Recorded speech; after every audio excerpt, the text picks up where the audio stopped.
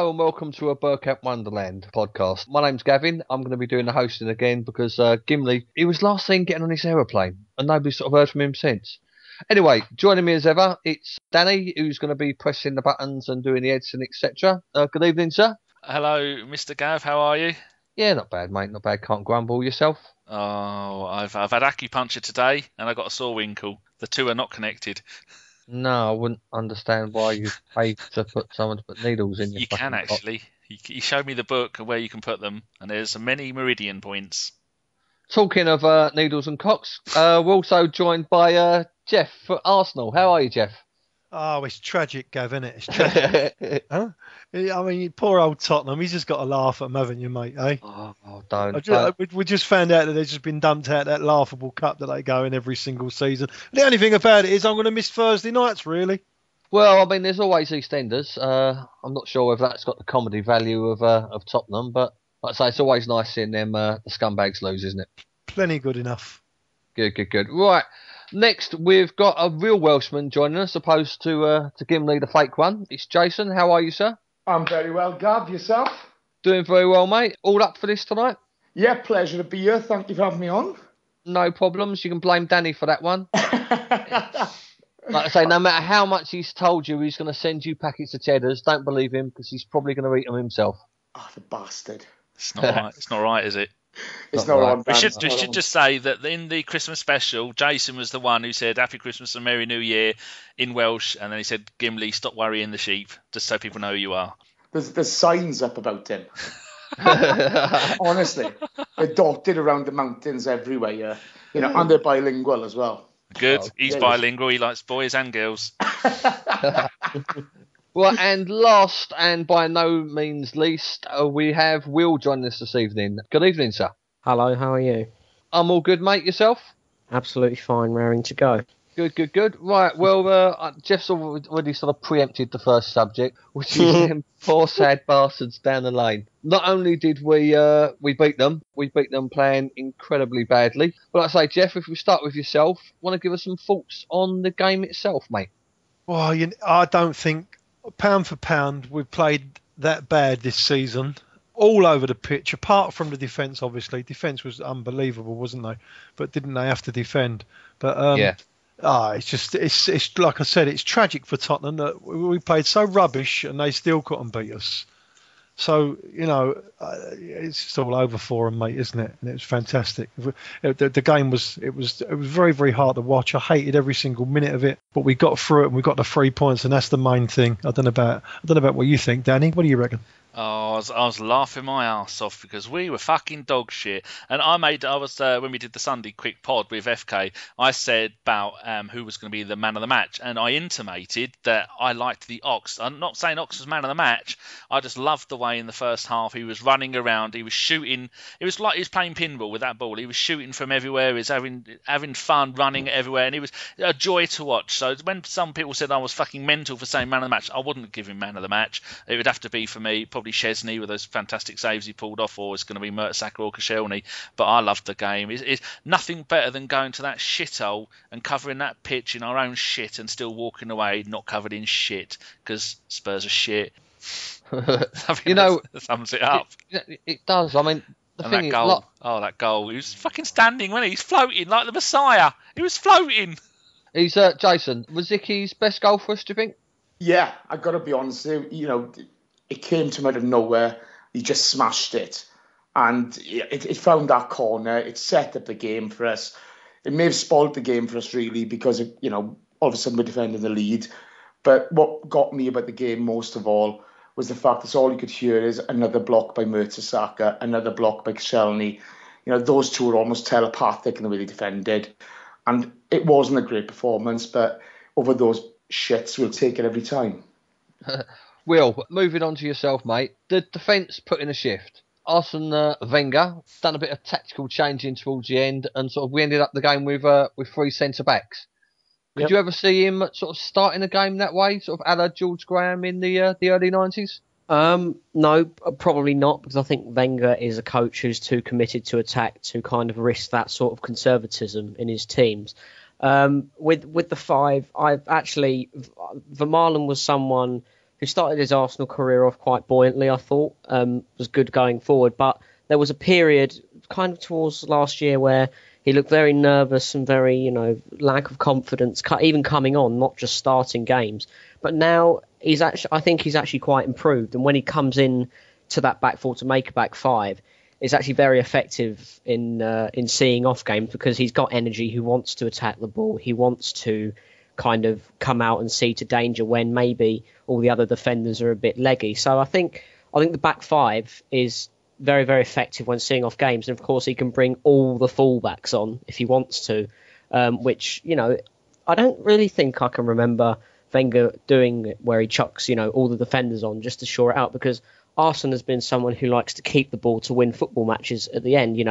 We tried to do it at Newcastle away and look how that ended up a few years ago. So, I don't think he'd ever start that way, but it's certainly something he's kind of turned to in the hope of seeing out points, and it's worked quite well this season actually. Yeah. No, mate, you're right. Geoff? I do remember. Sorry to butt in, boys. I do remember his early career at Arsenal. His early when he first came to Arsenal, and we had that magnificent back six really that he inherited from George Graham. He did start a few games, and he did use it quite a lot in his first season and that. No, you're quite right about the Vermaelen. He's very strong, isn't he? I'm not sure whether he's still going to be at the club next year, though. I don't know what you boys think about it. Well, I was going to ask you. yeah. Well, I think the boy is obviously good enough to play football. He wants to play first team football, and the more he's sat on the bench for most of the matches, he's not playing football, and it's going to ruin his career, isn't it? Gav, what do you think to the... I agree, it does ruin his career, and I don't want Vermaelen to leave. We've got a Twitter question about that later. But going back to the game, Gav, were you surprised that he played Arteta in midfield? And do you think Arteta did a good job? Because everyone's been screaming Flamini should play games like this. What do you reckon?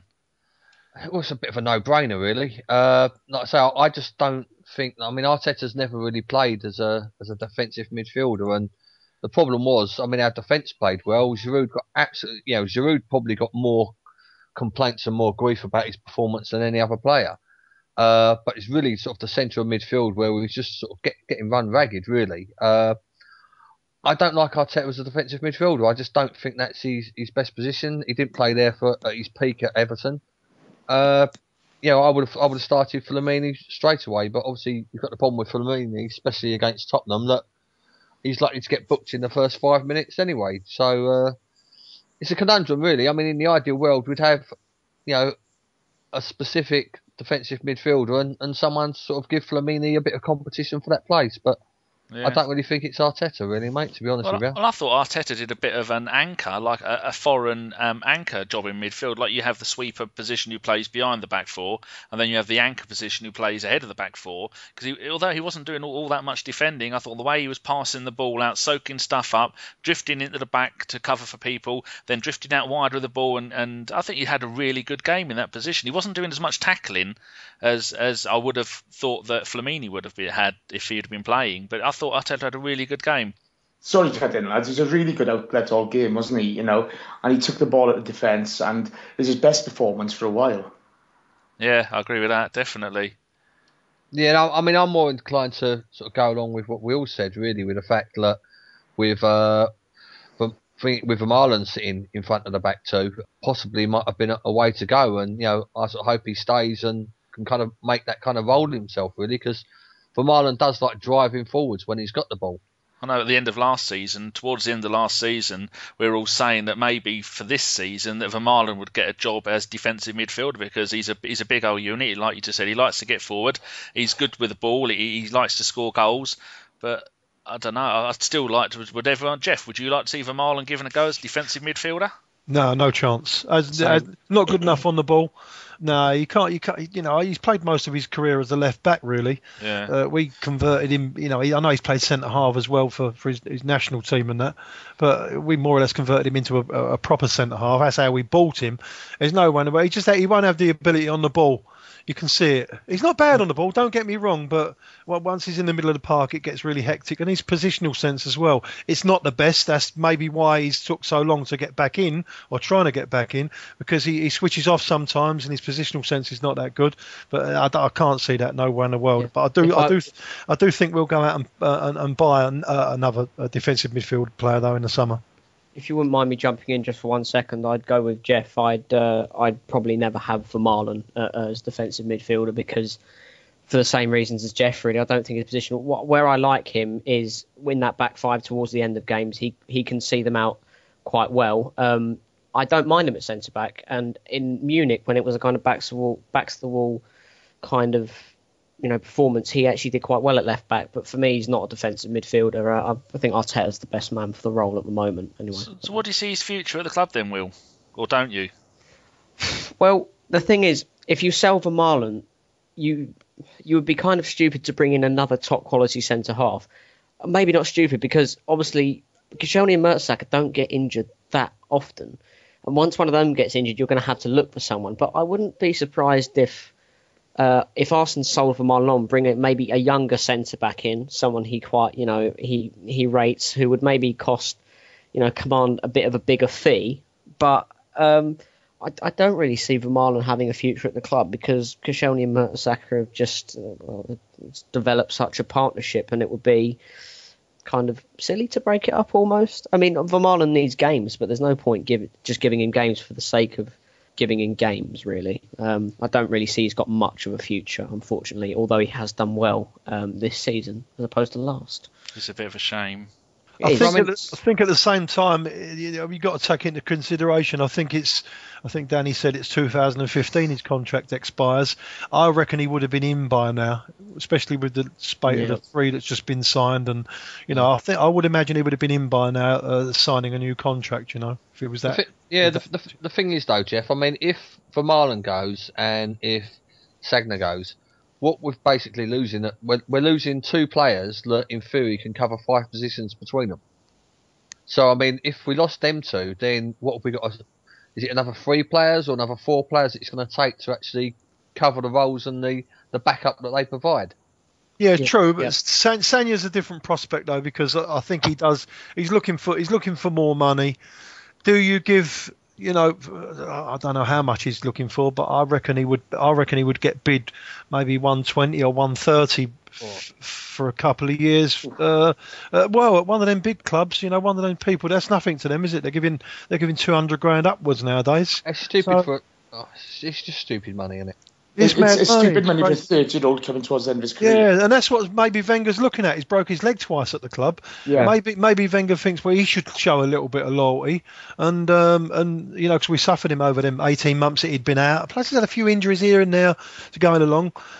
Maybe he wants a little bit of loyalty shown back, and maybe that is the problem with it. And if he's just going to have to wait and see, aren't we? Really. Well, on this point, we've got a Twitter question that is relevant to this. It's from Les, who is at Plastic Spam, says, with Giroud, Poldi, Sagna, Fabianski and TV5 maybe leaving, can we afford to lose them all? Who do we buy? Because he says that Wenger said you can only sign 3 players at a time to fit into the squad. So if we've got to cover, I've not heard much about Giroud leaving, have you? He won't let all them go nowhere in the world. Well, I think the last 3, Sagna, Fabry, and Vermaelen, are almost definitely gone. But Podolski, you could probably have Podolski on the maybe going out list. Yeah, that's what he has. Yeah, so he's got those 4 and plus Giroud. Because I'm sure Wenger said you can never buy 2. I think he's relating to the fact that he said you can only buy 3 players to fit into a squad at any one time, and unless you do like a Man City where you just go and buy everyone, and it takes so long to settle in. So I think that was just bollocks just to wind up Tottenham. He might even, Vermaelen, thinking about it, he might even see his contract out. He might just sit around for another year. Yeah, be on an earner. Yeah, and then he might, he's got to be worth £10 million, surely, isn't he? Still. Well, I think there was rumours of him going in the summer, and it was about 5 or 6 million. Oh, he's too cheap. 5 or 6 million. He ain't that bloody bad, is he? You're not going to get a lot for him. Not at his age. Oh, it's a bit of a shame. He's only 31, is he? Yeah. So he's still got. Is he 31? I beg your pardon. Oh no, he's 28. No, I was going to say, blimey. Here we go again. I was looking at Sagna's one. Silly me. Sagna's 31. Yeah, so he's 28. So, I mean, as a central defender, he's probably got another 4 or 5 good years left at the back. Good to... It might be 6 or 7 million, I suppose, if we're lucky. Yeah, but then again, like you say, he's only got a year left on his contract. Come this January, he's consigned for anyone else on a Bosman, can't he? Yeah, fair one. Right, Jason, if we take it back and obviously wind up the section about the poor locked up from down the lane. Danny mentioned the Ox had a good game, and two centre backs. Anybody else that sort of stood out for yourself? I thought Rosicki did well. Again, good energy up and back. Other than that, I just think we were a bit flat. I don't see. Arteta was decent. The two centre halves were good, but it was a below par performance. But 3 points. I'm beating those mugs. I'll take it every day of the week. But Rosicki again, showing plenty of energy and just giving some options. Yeah, no, definitely. Right, now to move on. What we're going to do, because it's coming up to 1,000 games that Wenger's been in charge for us when we played Chelsea on Saturday or the weekend or whenever it is. Yeah, Saturday 12:45. Oh, BT right. Sport. BT Sport ruining it for everybody. Fuck you. Oh, excellent. By the way, Geoff, for your record, the last time he won a trophy was the 497th game. Oh, look at you with the stats. I didn't even know that. Who told you that? Arsenal.com, they done a brilliant thing this morning about all stats about Arsène Wenger and how many games and how many goals and how he's done in each competition, how his win percentage per season, and they obviously left out a lot of the bad stuff. But like I say, it was quite good, and believe it or not, one of the things which was quite optimistic really is if you break down his, call it 1,000 games, and look at the win percentage from 0 to 100, 100 to 200, etc., the highest win percentage has been between 900 and 1,000. Bloody hell. Just really? shows the competition we're up against, doesn't it? Oh, jeez.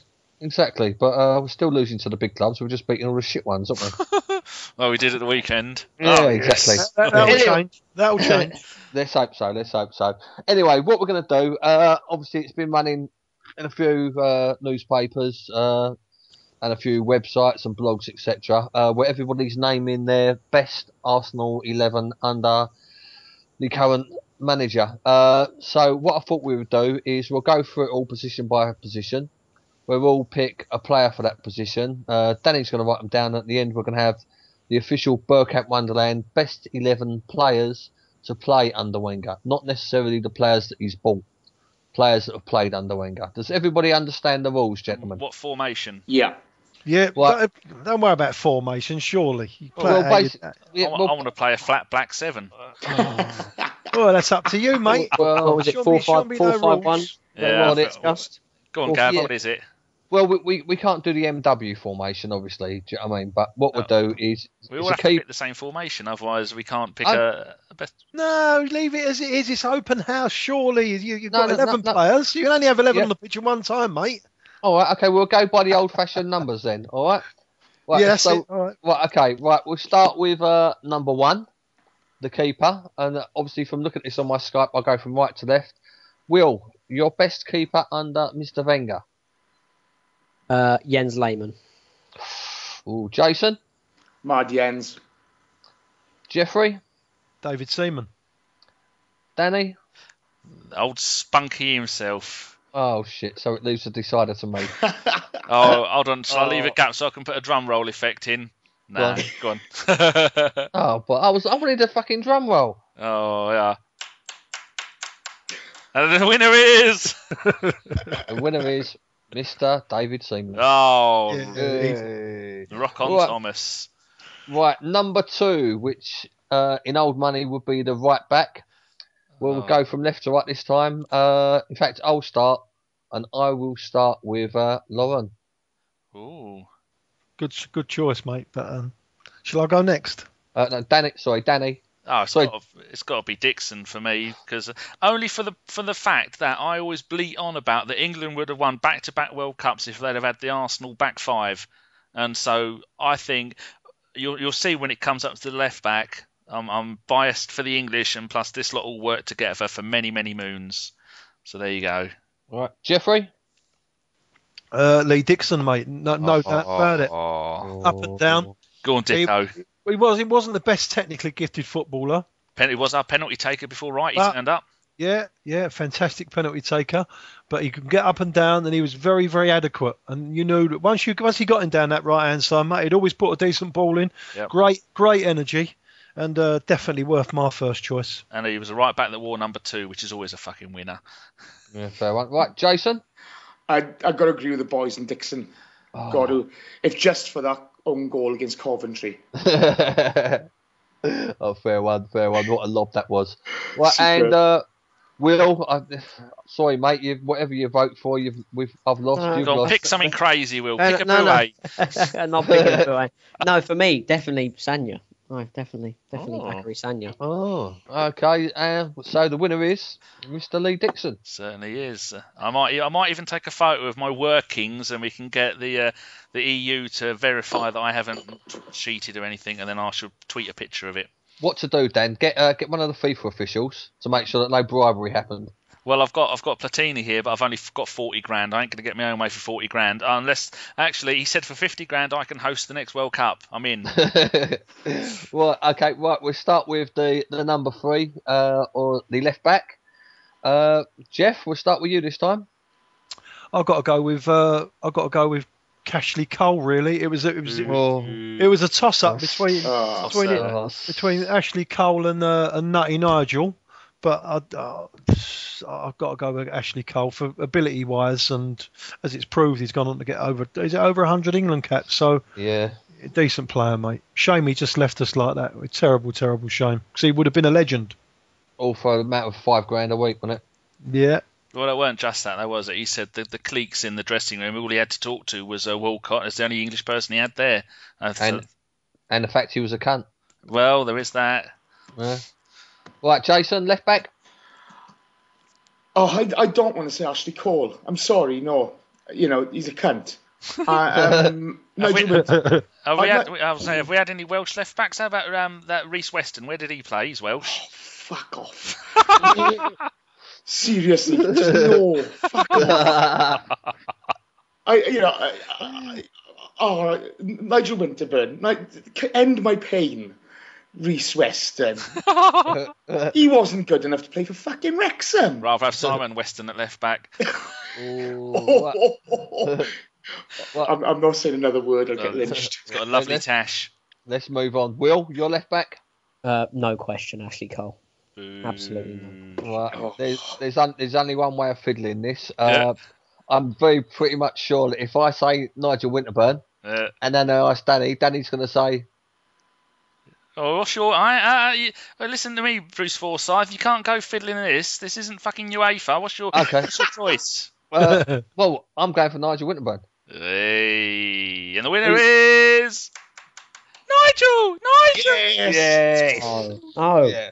Hide your head in shame, Will and Geoff. Hide your head in shame. And do you know what? You know the most ironic thing about it, really? I feel a bit unfaithful because the little secret, I bet I played about 90, 100 games with Nigel Winterburn because I was in the same Birmingham City youth team with him. So we've done 2 years apprenticeship together. Why haven't you got him on the podcast?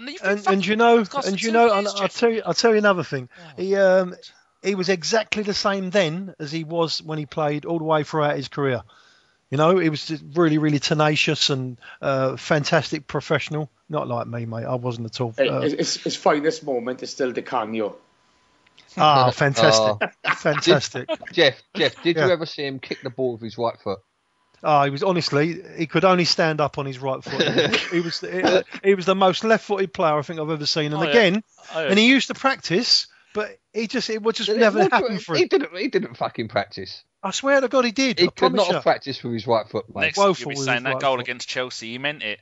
I think it was confidence, you know. I just don't think he was confident with his right foot. He used to bottle it. So can you get him on the pod then, Geoff? No, I can't, mate. I can't. I don't know how to ask. I don't know how to ask. Fucking useless. Yeah. All right, so my reason for that is because going back to the England all English back five, because although Ashley Cole was the better player, Nigel works better with the all 5 English back five. Fair enough. I wouldn't argue. I wouldn't argue with it. I've got to be honest with you. Oh, cheers, Geoff. Well, okay, right. We'll move on to the number 4 spot. I'll start. Now you say number 4. Oh, yeah. Mickey Thomas was number 4. Yeah. But Midfield. also Vieira. Vieira was number 4. But then, so is this going to be the defensive midfielder or central midfielder? I would say that it's going to be, if we're doing a 4-5-1, then we're going to be picking 4 defenders. We're going to be picking a left wing, a right wing, 2 central midfielders, a Dennis Bergkamp, and a forward, basically. So that's a 4-4-1-1, really, you're playing, aren't you? Well, that's all right. We'll run with that. We'll run with that. That's lovely. So, so Jason, one of the 2 central midfielders, please. It's got to be Tony Arder. Central midfielders. Yeah. I thought we did defenders. You haven't gone across the back yet, have you? Yeah, no, we're doing old-fashioned numbers. He's doing numbers. 5 and 6 are the centre-backs. Yeah. Come on. Gimli wouldn't do this. There wouldn't be such confusion. He can't count to 6. It would be 1 to 3 3 times. No, he can. He just gets his right foot out. Oh, that's only got 2 toes on, though. Okay, it's got to be Vieira, hasn't it? Oh, beautiful choice, sir. Yeah. Right, okay, go on. Sorry, carry on, Jace. Simply because he's a nasty bastard, as as our Colombian friend would say. So, yeah. Right. To dip in here, so I'm mentioning it pretty early. I agree completely with Jason. It's a shoe-in, Patrick Vieira. Will? It's kind of a hard one for me if it's going for number 4. I'm tempted to say Vieira. As growing up, he was kind of my idol, and but towards the end of his career, Vieira kind of petered out and started to gain finish with Fabregas. Fabregas, I feel, carried the Arsenal team all the way from really 2006 and up until he left. So I'm going to be quite controversial and say Fabregas for that number 4. See, this is the problem, because I still have got Fabregas in my team and I've got Vieira in my team. So how are we going to do this? What we'll do, we all pick 2 central midfielders, and the 2 that get the most votes go. Right. Okay. So if we go back to Jace, who's your other choice for a central midfielder? I would have picked Fabregas. Yeah. But after that business on the bus, he's a cunt, and he'll fucking go and burn in hell. I'm sorry, boys. I agree. Fuck him. If they ask to leave, fuck them.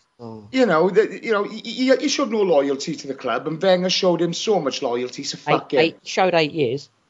Fuck him. Sorry. I got no time for the cunt. I tell you what I'm going to pick. I'm going to pick Aaron Ramsey. That's my Welsh boy in there. Tidy. Right, Will, your no, Jeff's got to pick his second one now. His second central. Hold on. No, in fact, I was second, wasn't I? Each one's got to pick 2. Yeah. So Jason went first, and now he's picked 2. Jeff's now got to pick his 2. He's already picked. All right, go on then. Oh no, it wasn't. You are right. It was Will next, wasn't it? I'll shut up. Yeah. Go on, Will. Who was your second one? But I've kind of got to say Vieira now, because it would feel bad to leave Vieira out and put one of kind of Gilberto or Ramsey or someone like that in. So I'll pick Vieira. Ooh. So Vieira and Fabregas for me. Yeah. I went first pick Vieira. Second pick just purely by the fact that I think it's probably the best centre midfield pairing that we've had. I'm going with Petit. Oh, he's French. She's quick. His name's Paul. Emmanuel. What a fantastic song. I just think they played so well together, and they both had good songs.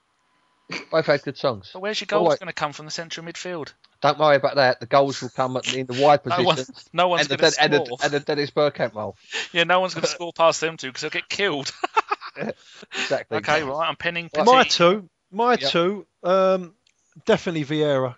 I mean, maybe the best midfield player that we've ever had, honestly, box to box. And I mean that. Then when he just flicked the ball over the geezer's head and then go the other way, he's flicking the ball the other way. It was just hilarious, wasn't it, mate? And when he was playing for Arsenal, he was a proper Arsenal man, and we could do with someone like that now, couldn't we? You know what I mean? Putting his foot in. And the other position, I've got to give it to Fabregas, because he again is definitely maybe the best all-round midfielder that we've already had. The kid has got absolutely everything. Mm-hmm. It was a terrible shame the way he left, but at the same time, when your hometown club comes in for you, big money, Oh, fuck him, Geoff. Fuck him. Well, no, I agree with that sentiment as well. But at the same time, I've got a soft spot for Cesc because he was a fantastic player for us. He come and he spent a lot of time, went through. You know, if we would have had a better team, he might have stayed. But we was waning at the time, wasn't we? Yeah. So Vieira and Fabregas, and wouldn't I love to see them play together? Oh, it'd be lovely. And Danny, finally down to yourself. Well, Vieira's got four marks. Make that 5. Best defensive midfielder we've ever had at the club. And then, although I love the idea of you and Petit with the two Frenchmen in midfield killing people, ripping people limb from limb in like a scene from 300. I need goals from midfield. I need a bit of class from midfield. It's got to be the turncoat Fabregas. Oh. I know, dirty bastard that he is. We know he's a dirty bastard because he left. Cry. I know, you dirty Spanish fucker. But who else? I mean, that run that he had for that half a season where he carried us for an entire half a season. Just imagine what it'd have been like if he'd have stayed. I'd say half a decade. Yeah. Personally. Was it? Sorry, boys. That's the bit that hurts, though, isn't it? You know, he was such a good player. You know, I almost worshipped him the way he developed with us and the way he sort of carried that team on his shoulders. But to do what he did to us, then I can never forgive the fucker. Well, we've got 2 turncoats in the team already. We nearly had Ashley Cole. Would have made 3 turncoats. Fucking hell. Would have been a team for the cunts, wouldn't it? Yeah. Wait till we've got the one up front. Another fucking turncoat. Right, Danny, we're going to go to the old-fashioned number 5 and 6. And to make this easier, what I think we should do is everybody pick what they would consider or think their best central partnership. Right. So I'll start with you, Danny. Keown and Adams. Enough said. Adams and Bold and Adams and O'Leary are very, very close, but it's got to be Keown and Adams. Can't go better than that. My favourite player, Tony Adams, absolute legend, and Keown. He may have a monkey's head, but fuck me, you ain't going to fuck with either of those two, are you? Those two and Petit and Vieira, just imagine, I did imagine that. I imagine that for my favourite ever season, 98. Oh, I'm getting moist just thinking about it. Right, Jason, we'll move on to yourself. Central defenders, please. It's got to be Tony Adams, hasn't it? I'm torn between Bold and Campbell. I tell you what, I'm going to pick Sol simply because it'll piss the Spuds off. Fair enough. Will? See, I want to pick Campbell and Toure, but Toure is... I'd pick Campbell before I'd ever even think about Toure. So going on the double in 2002, it would probably have to be Adams and Campbell because it was Adams last year and he didn't play as much and he's probably his Arsenal career ability-wise probably petered out. I'd say that he was probably still quite a prominent effect in the dressing room and for any younger players coming through. So I'd go with Adams and Campbell. Right, I'm going to do mine. Leave Geoff to make the casting vote. I'm going along with Danny. Got to be Adams and Keown. No soul. No. At the end of the day, I nearly said the Y word there. It's Tottenham. Yeah, Tottenham. Yeah. Even though he was, he done well for us. Even though it was a good piss take, I still remember where exactly I was the day that my phone, went absolutely berserk. It was ringing. I was getting text messages on my old Nokia brick phone, and I still remember exactly where I was the day that we nicked him off them sad bastards. But yeah, no, when you're looking at our partnership, it's got to be Adams and Keown at the end of the day for me. Remember when Spurs come to Highbury and then the announcer asked us to stop singing the Sol Campbell song, the double, double, double. What happened? Yeah. Sang it even fucking more. Shut up. Yeah, damn right. And so, Jeffrey, looks like the casting votes for you, sir. Fair enough. Well, Tony Adams would most probably be he'd mostly be the first person I'd write down on any Arsenal team. Yep. He was that good for us. The second choice is a little bit more difficult. I love Keown. He was like an assassin, mate, but he was lacking a little bit of quality. Especially if you're Dutch, he'll have you. Yeah, and likewise the player that I've selected. But anybody who can captain Tottenham, right? Put him in that cloud cuckoo land where they thought he was going to sign, right? And then totally turn their back on him and come play for Arsenal, he would get my vote, mate. Because and especially when he won the double. He was a fantastic player for us. Limited, he used to scare the life out of me when he used to get the ball off the goalkeeper or from the fullbacks, because he weren't that good on the ball, was he? But so I've got to put Adams and Sol Campbell, definitely. And no votes for Gallas or Igor Stepanovs, I see. Quite shocked by that. Well, were you comparing Gallas and Steph? I thought Gallas was quite good. Couldn't see through the tears. I can't believe anybody could, put Sol in there. You know what I mean? He done a Moody. He walked off at half time. Said he wanted to play abroad, and then ended up in Portsmouth. You know what I mean? Didn't he end up at Notts County as well? One game. But he came for nothing, didn't he? Yeah, that's true. He really mugged them off. Yeah. Remember his first ever game for Spurs? He played and he scored, didn't he? And they thought, here we go. We got a striking legend on our hands. Turns out, had a dirty turncoat. Right, boys. International Happiness Day. Sol came for nothing. He beat Tottenham on the weekend, and they go out of Europa. Piss pot cup tonight. Let's rub it in their noses, isn't it? You know how mad we go about, our youth boys go about Cesc and RV and everything like that. Can you imagine? Right? Can you even imagine? Right, your best player, your captain, you love him dearly, right? And he fucks off to your neighbours. My God. They're never going to get over that. That's why they're so bitter. You go down that Tottenham High Road, they're twisted. Boys, that makes me giddy as a schoolgirl. I love it. There was a funny one online. I think it was a couple of years ago now. Tottenham ran a competition to find their best ever 11. Obviously, word got out, and everybody started voting for Sol Campbell. Yeah. So they had to put Sol Campbell in their best 11. That's right. And it was the highest ever voted player. That wasn't even the best bit. You know who was at right back in that 11? Oh fuck me! It's Kyle Walker. Kyle Walker. I saw that early, and I tweeted it out to all my followers, right? And they just completely bent it in about an hour. Sol Campbell, absolutely killed the. I have Kyle Walker in it, who had, I think, a fairly good first season when he came back from Villa, and now I think he's that poor. I'd rather have Glenn Johnson in front of him, and he is in their best all-time 11. You go through the Arsenal roll call of right-backs you can call, someone you looked up, you go, Lauren Dixon, Sanya, going even further back. It's Kyle Walker for them. It's quite a contrast, really. But, the gift that this giant has woken. The gift that keeps delivering, doesn't it? And we had Pat Jennings, who had his best years with us, didn't he? And who did they get off of us? Who was that manager? Who was that manager we got rid of and went over there and did nothing with him? O'Neill.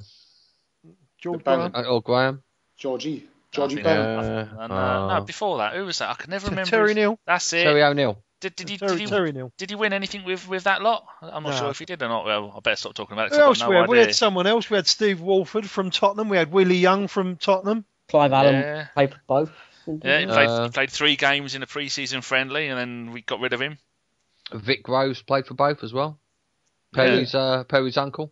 Billy Gallas, obviously. And then you had that young kid who's a midfielder, young black kid, and he ended up having 500 teams. And you remember he played against Spurs in the WAFA Cup a few years ago. He turned his coat on Arsenal. Can't remember what his name was. He was shit anyway. Yeah, little fella, wasn't it? Can't remember what his name. That's it. Skinny little legs. And he was on TalkSport. Thought he was some kind of media sensation. Yeah, I saw it. I heard it. Yeah, he's rubbish. Dickie Bentley. Oh, he's still without a club. Bless him.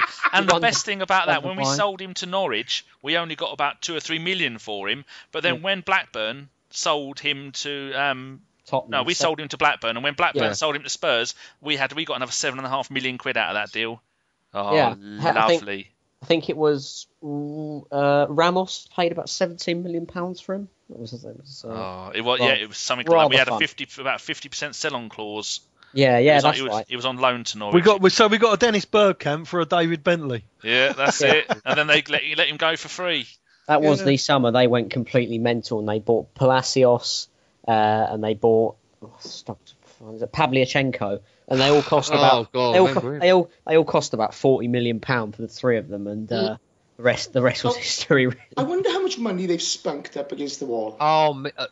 fucking What hundreds this of millions. season? Just this season? Hundreds of millions. David Pleat alone has probably done half that. I'll get the spreadsheet. I'll get the spreadsheet. We can rack 'em I've up. been going since 1971, and I can honestly say they have always, every single season, outspent us on transfer fees. Oh, by miles.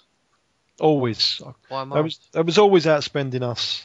Yeah, Remember that season where Clive Allen scored 500 goals and they still won fuck all? Yeah. Have that. That was the last time we beat them 3 times in a season. As I think it might have been Les pointed that out to me.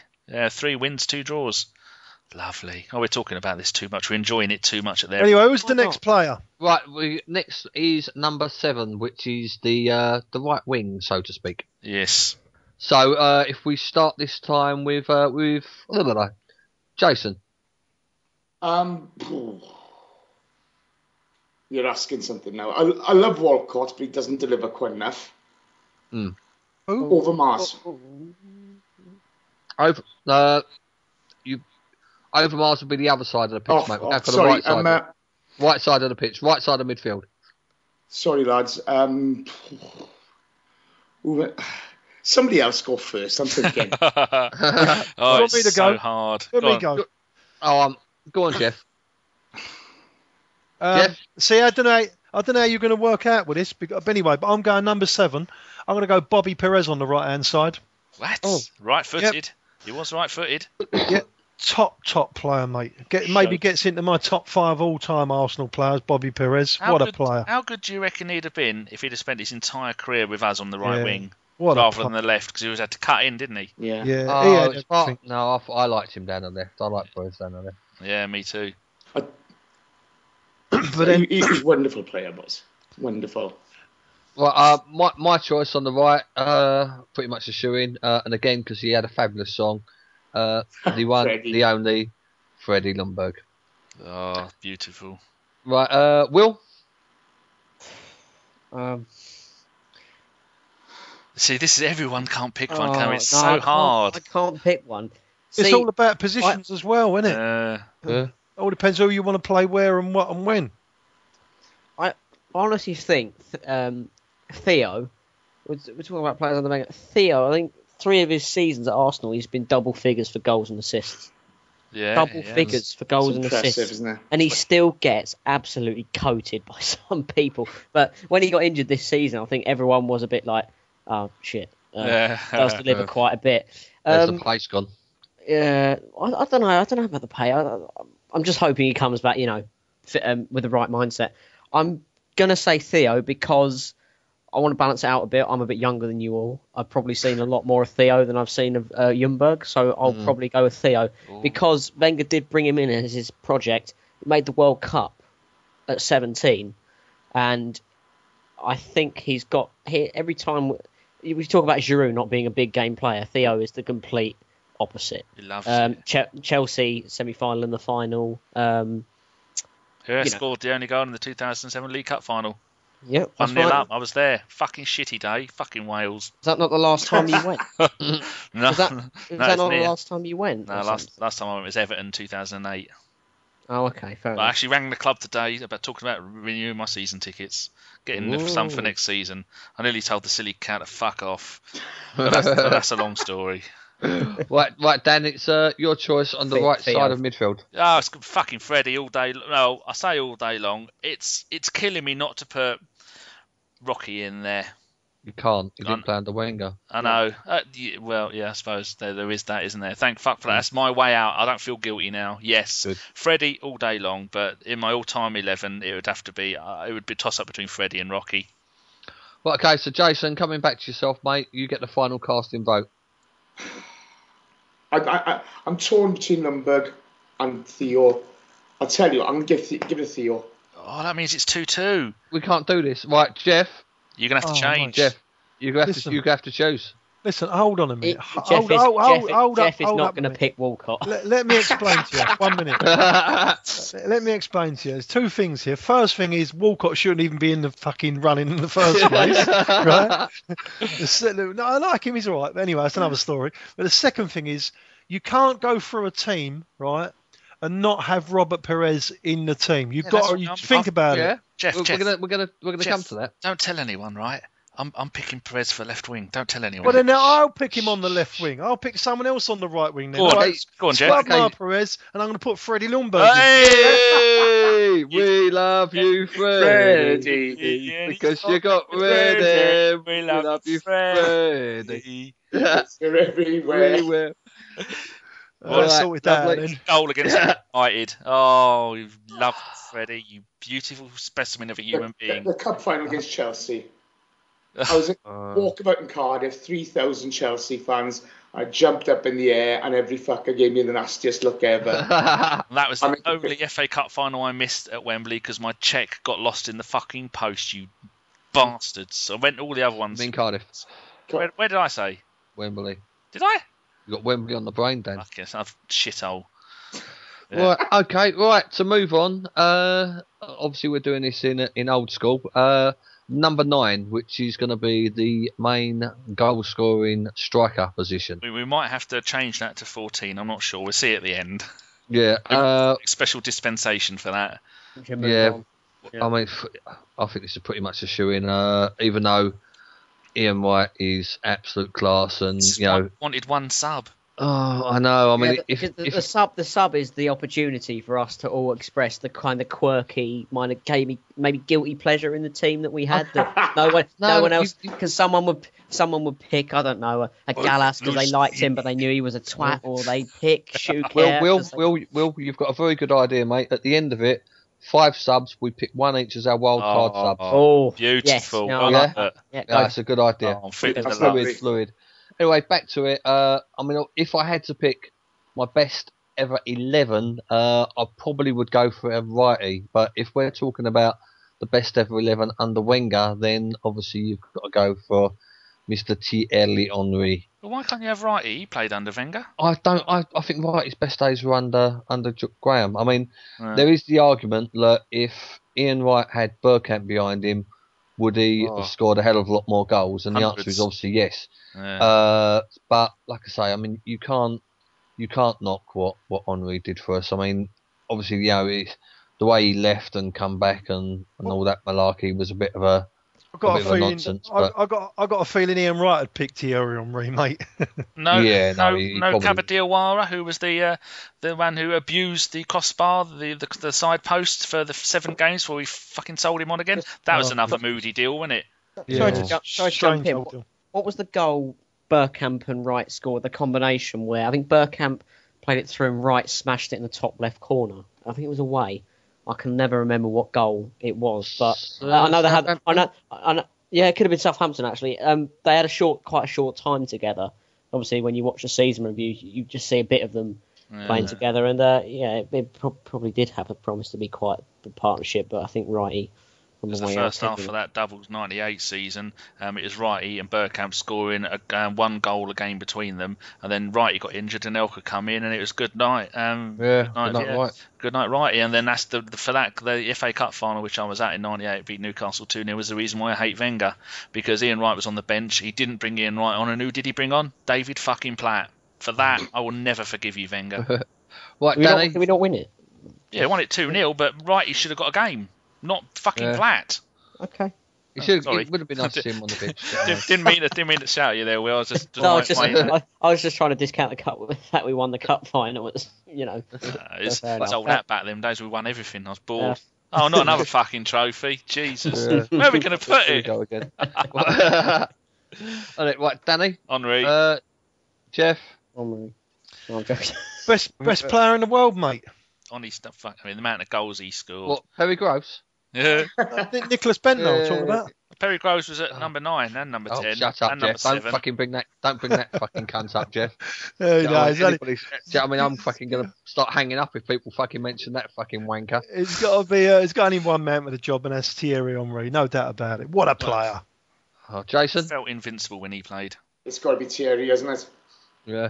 Right, Will, it's a tough one, mate. But you've got to decide. What I was thinking, what would really rack the brains? I thought we were going to pick 3 central midfielders and then have to make a decision over Bergkamp and Henry.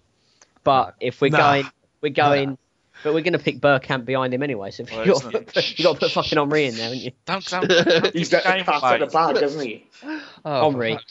You would think that the Bergkamp Wonderland haven't fixed it, so that Bergkamp's fucking definitely in it. Right, okay, right. We're going on to this could be a tough one. It's the number 10 role in old money, which is traditionally the second striker. We'll start with you, Will. Who do you think we should have at number 10? Should we all maybe pick an alternative first, as it's a given who we would have there? That's a good shout. I like that idea. Because I'd have Cazorla, but I'd have Paul Merson. RVP. Oh, that's a shout. Fuck off. I agree. You want a team for the cunts? You want a team for 11 cunts? I agree. Listen, I agree with Geoff, actually. I agree with Geoff. No. I'd rather put Shields fucking Tremonti there. If we're picking like this high caliber of player, I think it goes Henry and Dennis, and then you have Fabregas, and you have RVP around that level. I'd rather have Christopher fucking Ray. No, six fucking seasons, and he only managed to stay fit for one of them, and then he fucks off afterwards. He can fuck off. I don't know if people remember, it was called Bergkamp 10. Merson had the number 10 shirt in the very first Premier League season, and he gave it up for Lord Bergkamp. Eh? We all laugh at Christopher Ray. Let me tell you, he contributed to us, mate, when we won the league that year. Don't worry about that. I was when he scored that goal at Villa Park on the fucking flyover, going, the fucking game started. You can't. He scored a few of them 1-0s, didn't he? You know. Yeah. Should also say it's Paul Merson's birthday today. He's 45 years old. And he is the 2014 Stuart Robson Award will go to him, the dirty Chelsea bastard. He wants to say he supports Chelsea a little bit more often, just to fuck us gooners off, for fuck's sake. Oh, he's still my hero. He's still a fucking legend. Love him. Love him, Merson. Right, Jason, to yourself, who would you pick in the number 10 Dennis Bergkamp role? Other than Bergkamp. Anelka. What? I'd rather have Anelka than RVP. Yeah, good player. I'd rather shit myself. You know, his pace... His pace is magic at the time. You know, if he didn't have his twat brothers and his head turned, and he wasn't an anti-Semite, should have stayed at Arsenal, shouldn't he? He should have. You know, he could have become a top. He could have been the best player in the world, couldn't he? We never would have signed Henry. We never would have signed Henry if Anelka would have stayed. And we never would have got the if we can't have Anelka and no one wants to pick RVP and we have to pick an alternative, does Cazorla not strike anyone as one of the most technically gifted footballers you've seen at Arsenal? Yeah. No, he's better on the wings though for us. I'd bring in Waltord. Well, he's played out on the right a lot most of his time. Yeah, he played a lot of time out of position. He come in, he scored some important goals. Kanu, actually, boys, couldn't you put Pires there? You probably could put him anywhere. You know, in goal, Pires, mate, different class. You know, but if you're gonna have another player there instead of Bergkamp, you know, Pires had it all. Those feet were beautiful. Beautiful feet. You know, he could pass through. I'd masturbate over him. He was so lovely. Right, okay, Geoff, who do you pick in the number 10 Bergkamp role apart from Bergkamp? I told you, RVP. Right, okay, cunt. Danny? Paul Merson. Paul Merson.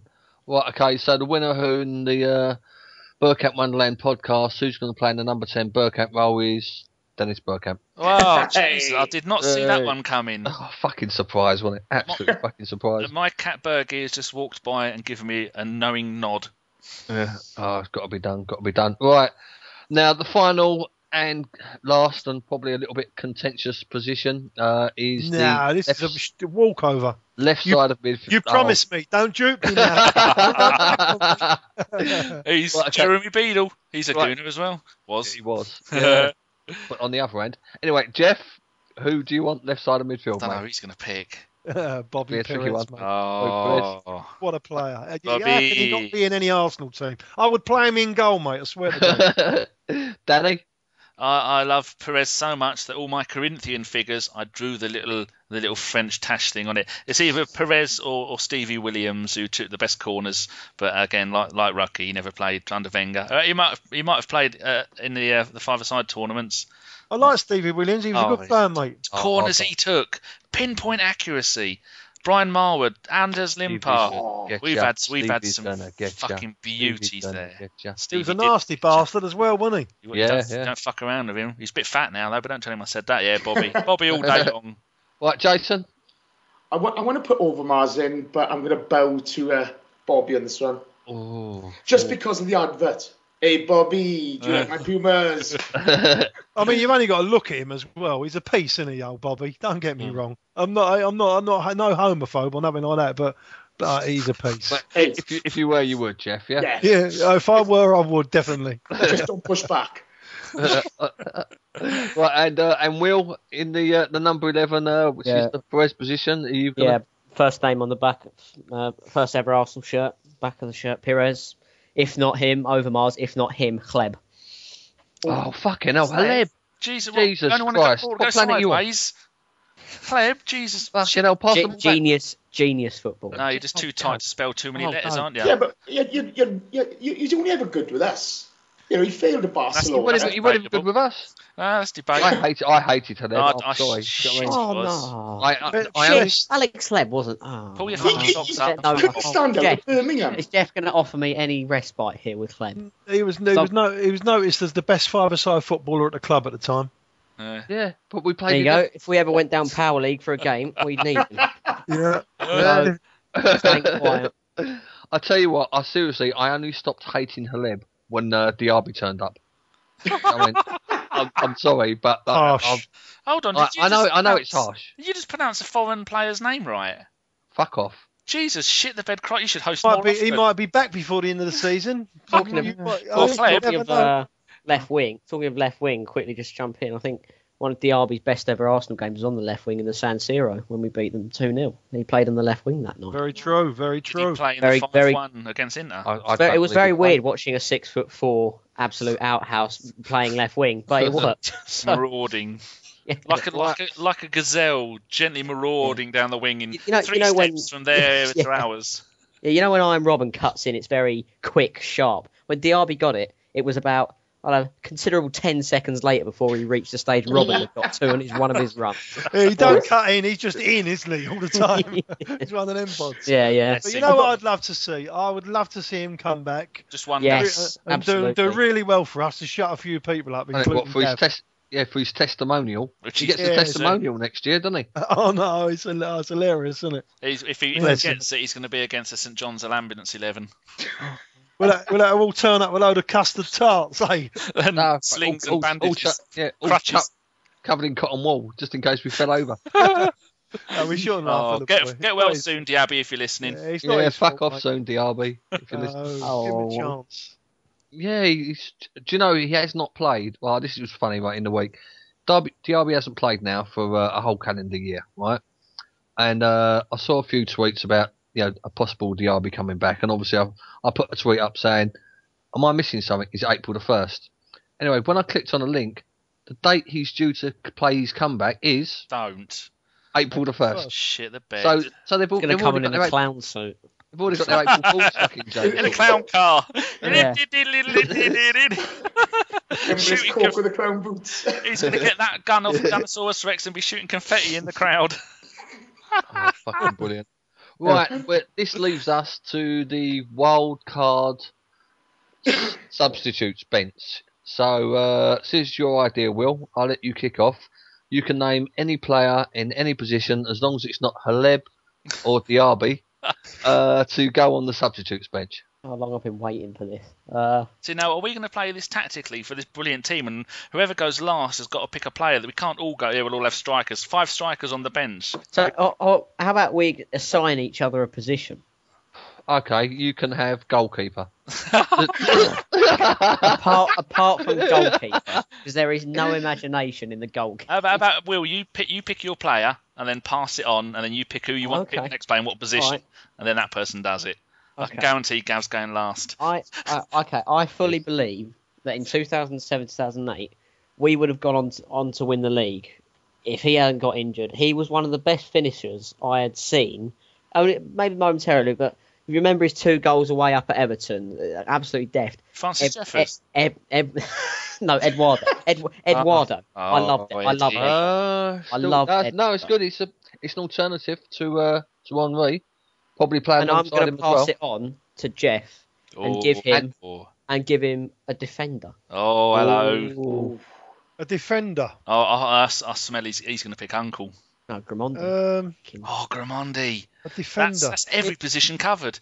We might as well give up. give up, yeah. A defender. I would have to go with, in that case, I'd have to go with Martin Keown because he can play all across the back four. Oh, Yeah, we got Keown in there. as Dad. they would say on Sky Sports, good shout. Right, Geoff, pass it on, mate. Okay, I'll pass it on to you, Gav.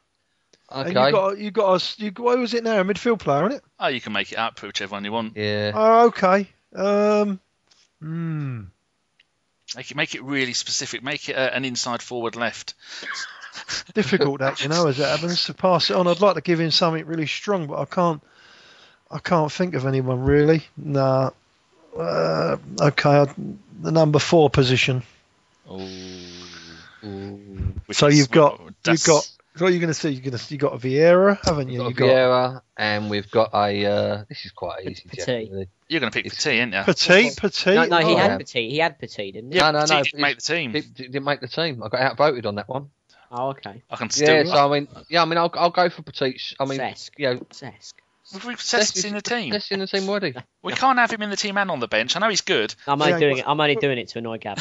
Yeah, Cesk. Cesc. That's a lot of you.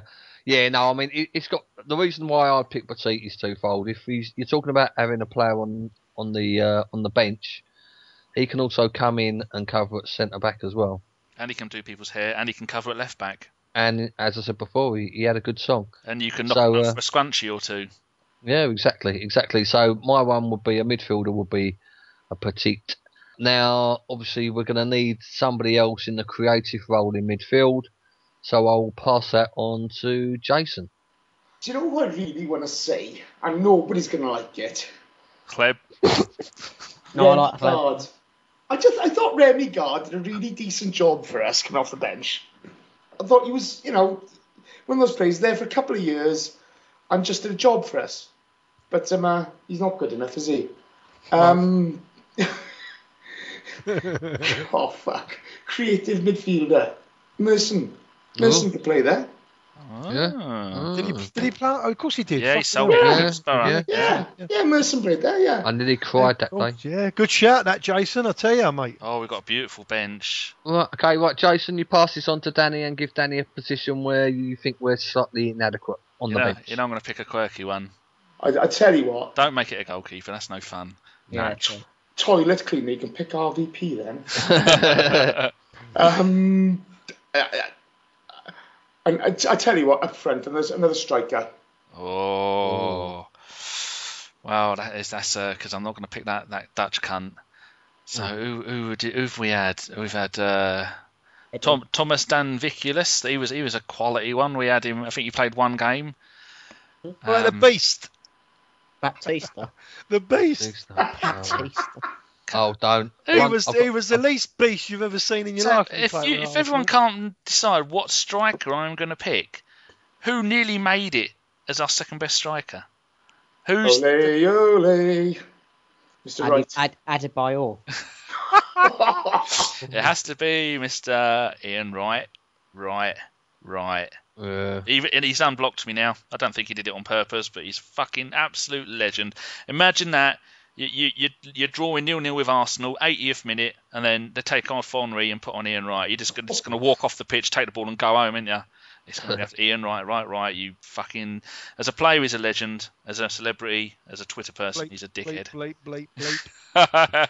Right, Dan. Right, so I'm taking you've written down the official team. I thought you were doing it. Dan, you know I can't speak right and think at the same time, mate. In goal, number 1, it's Perry Groves. Number 2, it's Perry Groves. No, in goal, it's Seaman. Right back, Dixon. Left back, Winterburn. Centre back pairing of Adams and Sol Campbell. Right wing, Lundberg. Left wing, Perez. Central midfield, Vieira and Fabregas. And then some bloke called Bergie in the Bergie role, which is convenient. Thierry Henry up front, and then the subs would be in the right order would be Keown as a centre back, Petit as a defensive midfielder, Merson as a creative midfielder, Eduardo and Ian Wright as the 2 strikers. And no Ray Parlour. Oh, and no Mark Overmars. Just spicing it up a bit. Just spicing it. The only The only one that I could do is think we can't change it now because it's set. I've just set it in stone. The only thing we could do is take out Merson for Overmars and Petit for Parlour. And the other ironic thing is there's not one mention of any player currently playing for Arsenal. Yeah, I mentioned Ramsey. Oh, yeah, no, Ramsey you did. got 1 vote, yeah. I mentioned Theo. Oh, yeah, Theo got 2 votes. Yeah. But then he had to have one of them taken off him because Geoff hates him. And let's be fair. Geoff does hate Walker. I don't. I swear to God, I don't hate Walcott. I just think he could do a lot more. I promise you. Yeah. He's overrated, mate. But we have missed him badly. I must admit, we've missed him badly. Right, let's wrap that one up, gentlemen, please. Let's move on to quickly to the Chelsea game on Saturday. Jason and Will, obviously you know what we generally do is ask the guests to say a few words about how you think the game's going to go, and then give us a scoreline prediction, because we do the prediction league. What we'll do, Jason, being as you're Welsh, and Gimli's out of contact at the moment, you can do the prediction for Gimli. Or you could nip down to Merthyr and ask him. It's your choice. Right, I'd rather put pins in my eyes. Right, anyway, Jason. How can you see it going Saturday, mate? It's Wenger's 1000th. 1000th game, yeah. We're going in with a bit of confidence from a decent performance in Munich. You know, scrambling a win at the Lane. You know what? I think we're going to win 2-0. I don't know why. I don't know. Yeah. I'm not always an optimist. Are you sure you don't live next door to Gimli and some of his special stuff has come floating through the window into yours? 2-0. You know it's at Chelsea, didn't you? Yeah, I know what it is. I know what it is. You know it's Mourinho. Yeah. You know Jose Mourinho. Do you know what? I think he's got to come in. I think he's got to come in. I mean, boys, I'm probably going to be wrong. Who cares? I just fancy us. I don't know why. I just think this could be our season. Go on. Who's going to score the first goal then? I'm selected for Gimli, aren't I? Yeah. Okay, 8-0 to the Arsenal. I know. And Chesney to score first. Nah, can't have that. Poor old Gimli. Wherever he is, he's turning. He's all on a spit and being turned. Okay. So 2-0 was your first goal, Jake? Santi. Oh, very good. Go on. How about you then, Will? You're next. No. You have plans to go to. No. I don't think Chelsea have the quality. I don't think Chelsea have the quality to absolutely annihilate us. They don't annihilate many teams. I'm going for 0-0. Oh, I don't think there'll be a goal. First scorer. Football is the winner. Football is the winner. Oh, it's like poetry. Geoff, your thoughts and score on the Chelsea game? I think we're going to go there and do them. I really do. I think we're going to turn them over. Get in. Get in, Geoff. Come on. We're going to turn them over. I think we're going to win 1-0. It's going to be really, really tight. I think Mourinho is going to be happy to take a draw and just not get beat. So I think we're 1-0 and I've got to go Giroud, mate. You know the rules. Jesus. Sure. Just for a change. Famous for scoring in those big games. You know what? I desperately want to change, right? You know, maybe I should do that. Change it so he scores. Just change it this week. Just change it this week, Geoff. See if it works. Work your magic.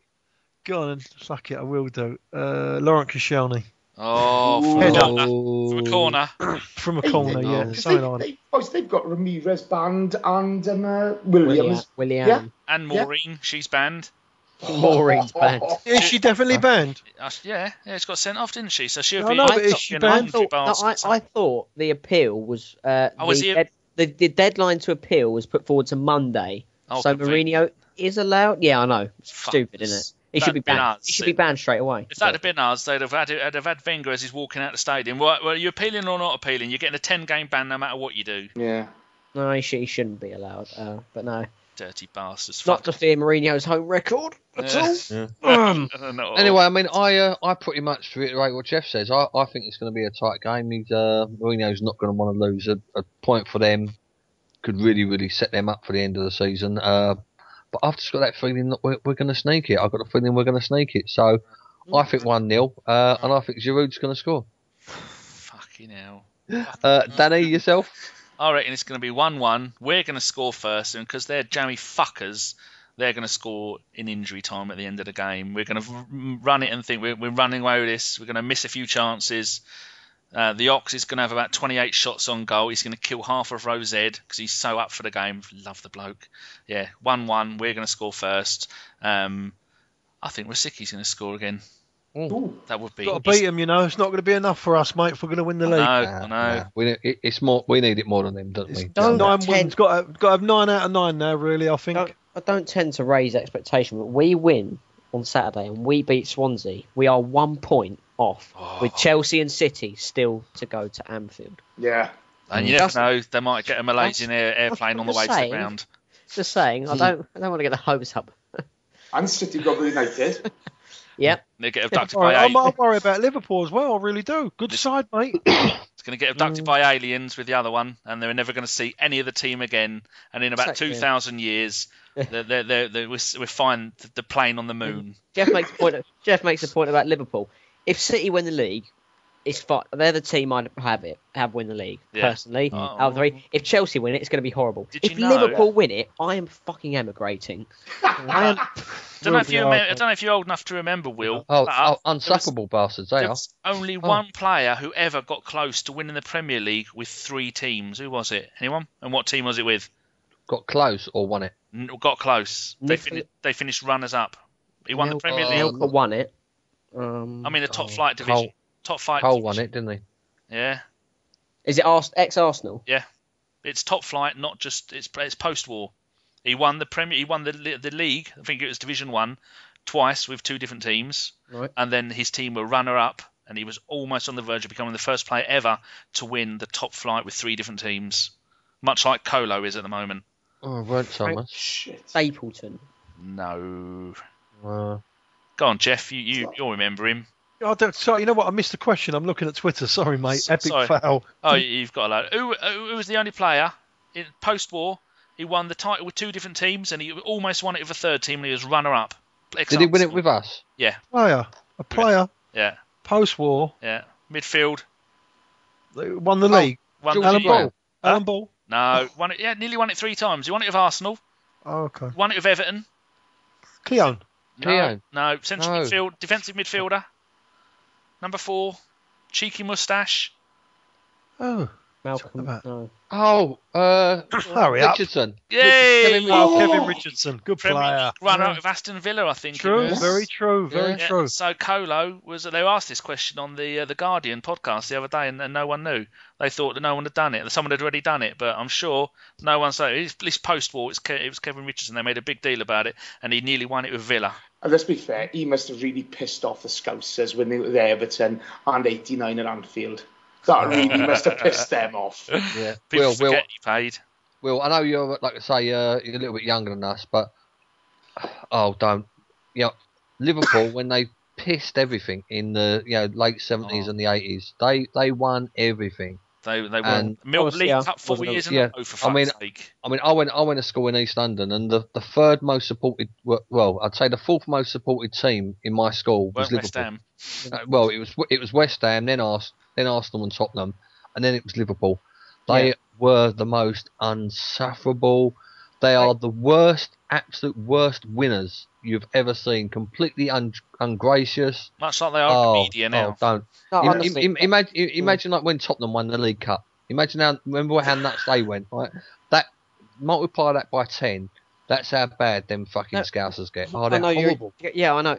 You're a user of Twitter, Gav. I'm sure you see many Liverpool fans on now who are still. I don't follow them. Fuck them. Well, I get involved. I don't get involved with them. I see a lot of them broadcast their views through various retweets and stuff, and they are still an insufferable bunch of bastards. They really are. Them Scousers, I get battered by them Scousers so much. They've got a hashtag for me. What's that? Okay, Geoff. Is that what they call it? Okay, Geoff. Yeah, hashtag okay, Geoff. Well, my favourite Geoff hashtag is the other Geoff. Geoff Heulenfreuden, if you're listening, other Geoff, hello. Well, okay, Danny. Move this on. Need to You say a have quick got thing. some questions for. Go on then. Oh. Do your thing. I'll shut up now. You take over. No, I don't want to do that. To Yes, sum you up, do. it's this next Friday, the 28th of March. We'll remind you next week, 7 p.m. Shite Hart Lane. Spurs under 21 v Arsenal under 21. 7 p.m. kickoff. I said that. Tickets only a fiver. A fiver. And our good mate AFC_Fisher said the phone number 0844 844 012. Use rewind if you didn't get that first time. And then option 2 to say that you want tickets for the under 21s. Go and support our boys. I would say smash the place up, but Might go over there. we've got to be more upper class than that. So go over there and do a big shit and don't flush it. That's as badass as we can get at them. Yeah. So Cool, that'll good. do. Right. So we've got some questions. Mm. Oh God, yeah. There's got someone put some really good questions in. This one's a bit long. It's the only long one I'm going to ask. It's from Andre, who sent me this over Skype. During the podcast after the Liverpool game, we lost 5-1. John and GC were claiming that Wenger is tactically very unaware. They said he refuses to change his tactics for games against big clubs for home. Hence, we are getting spanked 5-1 at Liverpool, 8-2 at Man United, 6-3 at City. And now we took look at the North London derby. It was totally different Arsenal. We were definitely not playing our football. Just got an early goal and defended for 90 minutes. Now, do you guys think that this was on purpose, that there was some kind of tactic behind it, or do you think we were just poor and too poor to play the game like we always do? I think it's the latter. I think we were just shit. Yeah, no, I mean, I'd go along with that. We had no pace in the side. We can't say shit, can we? We beat that lot. We weren't good. We should call it a brilliant below par performance, because it was brilliant because we beat them. But like I say, I don't think that Wenger set the team out to score in the first few minutes and then sit back and let them have the ball and not get out of our half much. That was obviously not in his game plan. To be honest with you, when you look at it, and when you look at how many chances that the scum had, you could possibly say that Mr. Sherwood, who's not very good from Boreham Wood, probably played a better tactical game than Wenger actually on the pitch. But that doesn't win games. Goals win games, and we did. As Jace was off for a piss, the gist of this question, Jace, is did Wenger deliberately go out to get a goal and defend for 90 minutes, or were we just too poor to win it in the style that we usually do? I think the goal came so early. I think it's just put us back on our heels a bit. Mm-hmm. You know, I think it goes like that sometimes. You can set the team up, no matter what sport you play, to play a certain way. But when things change very quickly, all of a sudden you can get caught on your back foot. And I think, they played okay. They wanted it. They were at home. They had to give their fans something, bearing in mind they've gone out of the Tin Pot Cup and the season's over. Hey. Fuck them, we won. Who cares? Will, what do you think? And also, what do you think about that penalty? Should that have been a penalty against Koscielny? Because I think it fucking definitely was. I don't think Arsene's tactically unaware, which was the question. I don't think he's anywhere near that. To take the 8-2 at United, we had Ozzy Coop on the bench, Jenkinson, Coquelin, Traore, completely individual. That was the Ox's debut, I think, that game. Yep, it was.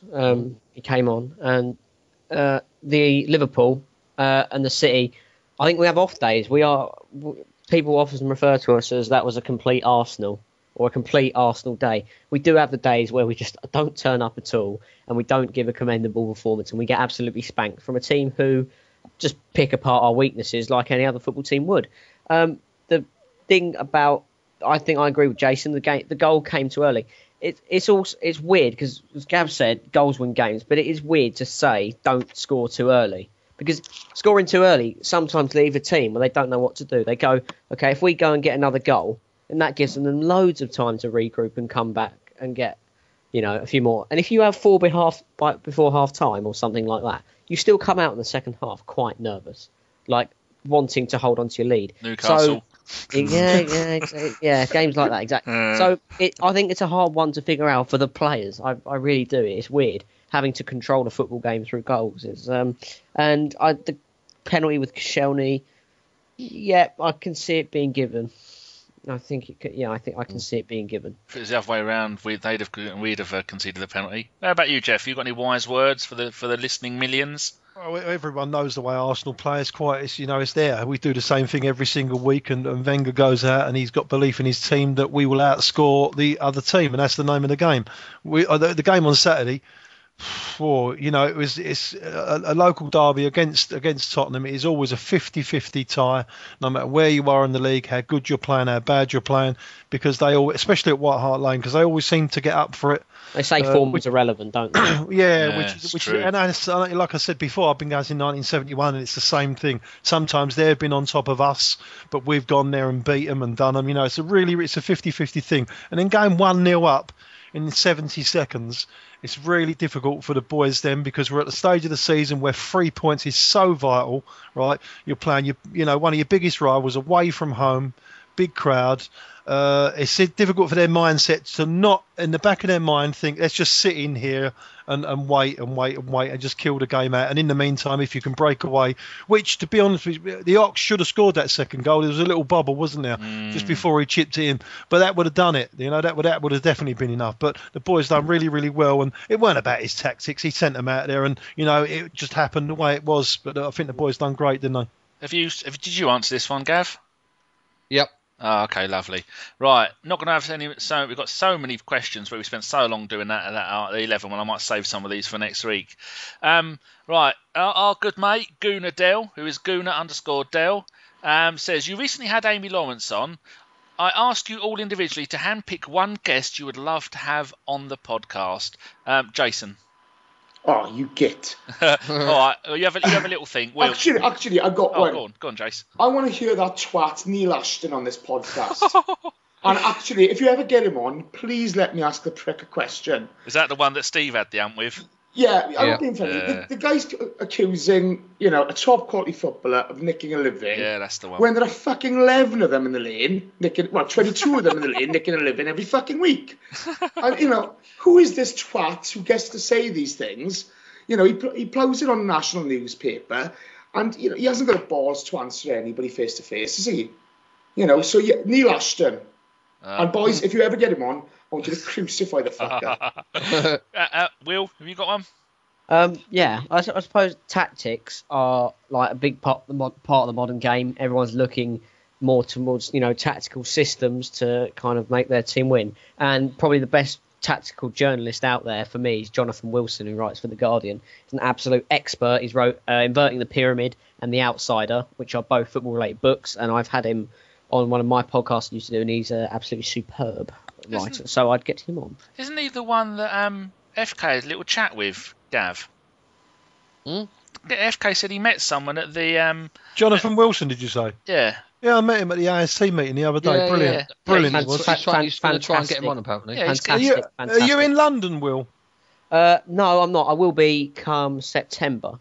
I was going to say, because you should join the AST. You've got some great meetings, mate. I'm a part of it. I'm a part of the AST. It's £2 a month. It is the best £2 you've ever spent. Honestly, I know it's fantastic. I've been to 6 meetings there, and it's absolutely brilliant. You'll have to cut all this out, Dan. I'm sorry. No, that's not how people like to hear it. You just pay a couple of quid, and then you can go to every meeting. Or you can pay it's £24. £24 per year. Oh, that's a pittance. And you go for a meeting. It's at Holborn, at a solicitor's office. Lovely offices, lovely and warm. You get a nice cup of tea and a biscuit before you go in. I'm there. Unless Richard and they have really great meetings about Arsenal's finance, about everything to do with Arsenal. And you have journos come on, and you ask them questions. We've had Paddy Barclay there, Crossy's been there, a load of journos have been there. Amy's been there. Jeremy Wilson. He was brilliant. Was that who you were thinking of instead of Jonathan Wilson, or did you have both? I think the one for the Independent. Jeremy Wilson's. Was it the Telegraph? Is he? Yeah, he's the Telegraph, but I was saying Jonathan Wilson. Yeah, the one who wrote the book. I beg your pardon. It's all right. Who's a Sunderland fan? But yeah. Sorry, lads. Sorry to cut in. Do you mind if I change my answer? I don't want to leave it. I don't want to be so negative towards that. You want Hannibal Lecter? No, Will's embarrassed me a bit with that. And this goes too. Just on a positive note as to who you'd like to see on this podcast, Ken Fryer, somebody who's been at the club over many, many years, and the changes he must have seen within the club and how it's developed over the years. I think that would be quite interesting. I thought Amy Lawrence last week was brilliant. I really enjoyed listening to that, boys. I thought it was a really top pod. But I think someone like Ken Fryer would be really interesting, to hear his viewpoint and how it's developed and the changes he's seen. Could tell you a few stories as well, I promise you that. So, I'll hold you to that. How about Geoff and Gav? I forget, have either of you two answered this yet? I'd probably say Paul Merson. I think that would be a good giggle. I think it'd be a good laugh and a good chat and a good insight into football and into Arsenal as well. So obviously one of my favourite ever players as well. So yeah, if I could get anybody on the podcast, it would be Merson. Go on then, Geoff. Who would you have? I'm going to give you one guess. Giroud, 1-0. There's only one man you could have on the podcast if it was any choice, and that'd be Arsène Wenger. I mean, the man's different class. You know why? Because you're joking. He answers every single question you give him. He never ducks a question. Never ever ducks a question. He's always honest. He's super intelligent, right? And he'd make the podcast different class, wouldn't he? Have you seen that quote that's going on Twitter from Parler? When he was being divorced by his wife, and apparently Wenger came in with the newspaper. So your wife wants 40% of your future earnings for saving your career. Well, where's my 40%? I saved your career as well. And walks off pissing himself. Oh, dear. There's a few going round, isn't there? Did you see the one about the Ray Parlour? Ray Parlour's one's hilarious when he said when he brought Kolo Toure in for when he first come for a trial. And he said they get the teams out and you play you had two teams and you have a little kick about and everything else just as a trialist game.